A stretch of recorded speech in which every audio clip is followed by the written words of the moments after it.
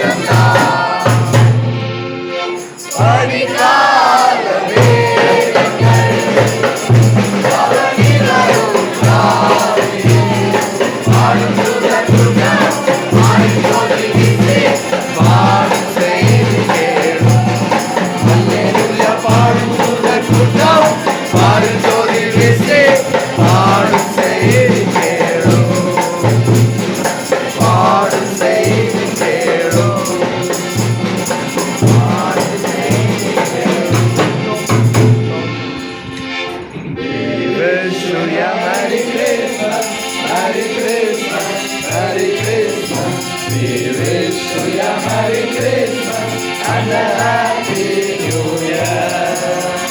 And a happy new